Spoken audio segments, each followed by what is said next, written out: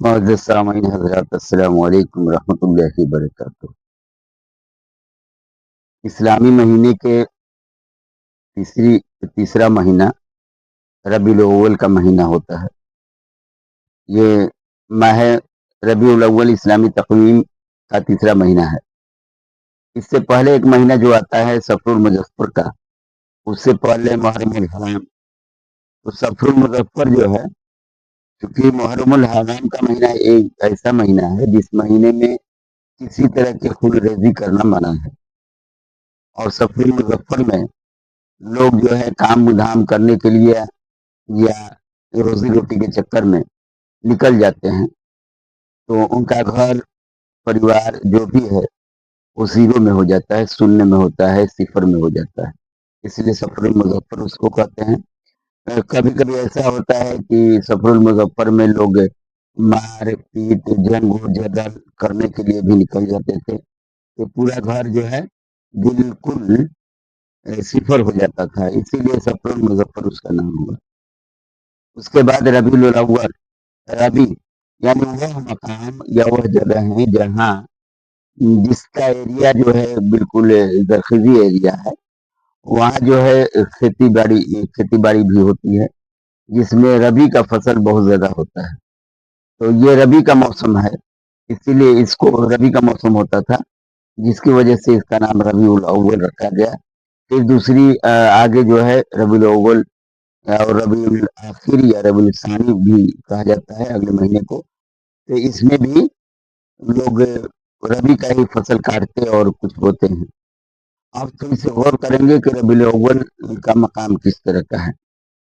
سب سے بڑی بات، یکم ربیع الاول کو غیر شور سے اللہ کے رسول صلی اللہ علیہ وسلم اور حضرت ابوبکر رضی اللہ تعالیٰ عنہ جو ہے آگے کی اور یعنی مدینے کی اور نکل پڑے تھے۔ 8 یا 12 ربیع الاول کو قباء یعنی کہ مدینے کے قریب میں ہے قباء مسجد قباء تشریف لے گئے تھے۔ خلافت صدیقی جو ہے 12 ربیع الاول 11 ہجری کو شروع ہوئی تھی۔ صلح حسن رضی اللہ تعالیٰ عنہ اور معاویہ کا صلح جو ہے وہ بھی ربیع الاول کے مہینے میں ہی ہوا تھا، جو 40 ہجری کو ہوا۔ 18 ربیع الاول کو مسجد نبوی کی بنیاد اللہ کے رسول صلی اللہ علیہ وسلم نے ڈالی، یہ 1 ہجری کو ہوئی تھی۔ 25 ربیع الاول 5 ہجری کو غزوہ دومت الجندل واقع ہوا تھا۔ 3 ربیع الاول 11 ہجری کو حضرت محمد صلی اللہ علیہ وسلم پر آخری وحی نازل ہوئی تھی۔ تاسیس مسجد قباء 8 ربیع الاول کو کیا گیا، یعنی مسجد قباء 8 ربیع الاول کو بنیاد ڈالی گئی تھی۔ حرمت شراب کا حکم بھی ربیع الاول کے 3 ہجری کو ہوا تھا۔ نماز فجر اور عصر کی فرضیت جو ہے 9 ربیع الاول کو ہوا تھا۔ یہ ربیع الاول جو ہے بڑی معتبر مہینہ ہے۔ اس مہینے میں کچھ علماء اکرام اور کچھ محدثین، کچھ مورخین کا کہنا ہے کہ اللہ کے رسول صلی اللہ علیہ وسلم بھی اسی مہینے میں پیدا ہوئے اور اسی مہینے میں وفات بھی پائے یا وصال ہوا۔ جمہور محدثین اور مورخین کے نزدیک رسول اللہ صلی اللہ علیہ وسلم کی ولادت 12 ربیع الاول عام الفیل کو ہوئی۔ بعض روایات کے مطابق 8 یا 9 بھی بتاتے ہیں، 8 یا 9 ربیع الاول کو بتاتے ہیں، معقول ہے۔ آج صلی اللہ علیہ وسلم کا وصال بھی 12 یا 14 ربیع الاول 11 ہجری بروز پیر کو ہوا تھا۔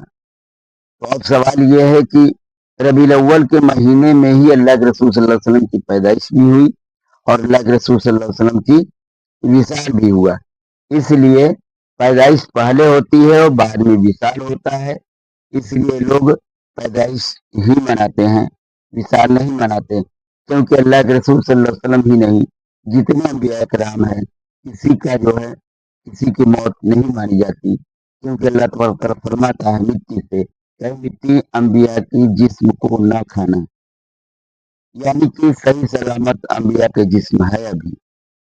تو اس سے پتہ چلتا ہے کہ اللہ کے رسول صلی اللہ علیہ وسلم یا دیگر انبیاء کرام کے جو ہے موت نہیں کہی جا سکتی، اور بلکہ کہا جا سکتا ہے کہ وصال ہوا मुलाकात के लिए चले गए लोग, पर्दा कर गए, यहाँ नहीं है, क्योंकि कलमा जिंदा नबी के पढ़े जाते हैं और किसी नबी को यह नहीं कहा जा सकता है कि वो नबी की मौत हो गई, बल्कि ये कहा जा सकता है कि विशाल हो गया, वो एक जगह से दूसरी जगह मुंतकिल कर गए। और साथ ही साथ अल्लाह से विशाल वस्ल से लफ्ज बना है, वस्ल का मतलब होता है मुलाकात, तो अल्लाह से मुलाकात के लिए इस दुनिया से उस दुनिया की तरफ चले गए।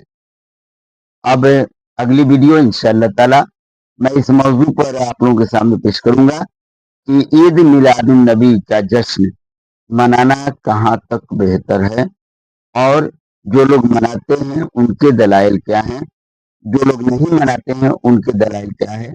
इंशाअल्लाह ताला आप लोगों के सामने इसको पेश किया जाएगा।